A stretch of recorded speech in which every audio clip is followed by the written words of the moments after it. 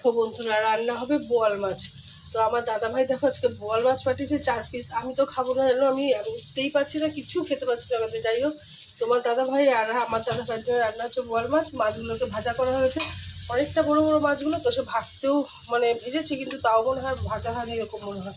যাই হোক, ভাজা করে নিয়েছি। আর এখানে পেঁয়াজ, কালো জিরে ফোড়ন দিয়েছি, পেঁয়াজ টমেটো কিন্তু এটাকে ছাপিয়ে দিয়েছি, কারণ পেঁয়াজ কিন্তু বাটা দেবো না, এটা মাখা কষা কষা হবে।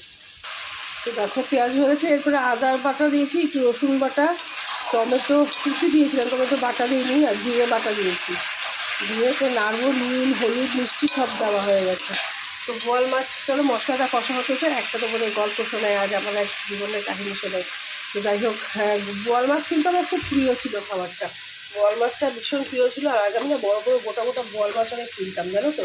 কিন্তু এই বোয়াল মাছ খেলে পরেই না, আগে যখন বোয়াল মাছ রান্না করতাম, খুব বড়ি দিয়ে বাইসে দিয়ে বড় বড় গোটা গোটা বোয়াল কিনতাম। কিন্তু এই কেনার পরে দেখতাম কি যে বোয়াল মাছ রান্না করার পর না বাড়িতে আর খাওয়া হতো না আমার বাড়িতে।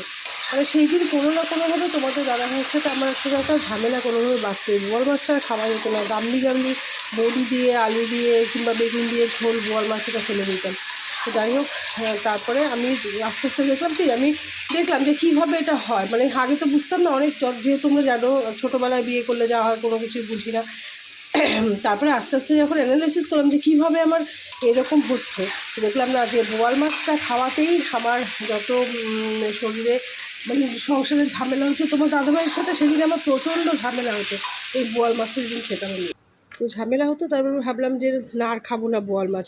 তারপরে বোয়াল মাছ আস্তে আস্তে খাওয়া ছেড়ে দিলাম। তারপরে না একদিন না আমি বোয়াল মাছ খাবো না, আমাদের এক মাছ আলা ছিল, তোমাদেরকে বলেছি যারা তোমার এসেছিলো আর কি, অনেক দিনের পুরোনো যারা আছে, যারা আমার অনেক পুরোনো দিনের বন্ধু, তারা জানে যে বোয়াল মাছের ব্যাপারটা কি। তোমরা জানো না, তাই বললাম আর কি, তোমাদের সাথে শেয়ার করলাম। ভালো লাগে শেয়ার করতে, কিছু কিছু নতুন নতুন বন্ধুদের সাথে নতুন নতুন কথা শেয়ার করতে, তো ভাগার না ভালো লাগে বলো।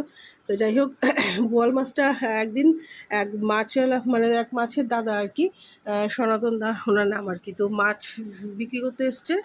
তো আমাকে বললো যে বৌদি বোয়াল মাছ নাও। আমি না, আমি বোয়াল মাছ তো দেবো না, কারণ বোয়াল মাছ খেলেই কিন্তু আমার ঘরে প্রচণ্ড অশান্তি হয়, আর খাবো না আমি বোয়াল মাছ আলাদাভাবে। তো ও বললো কি কিচ্ছু হবে না, তুমি দাও, আমি তোমাকে বোয়াল মাছ কেটে দিচ্ছি। তো বোয়াল মাছ কাটতে গেছে উনি, আর একটা নতুন বটি, আমার শ্বশুর তখন বেঁচেছিলেন, নতুন বটি ছিল শ্বশুরের, সেই বটিটা দিয়েছিল বোয়াল মাছ কাটতে ওনাকে।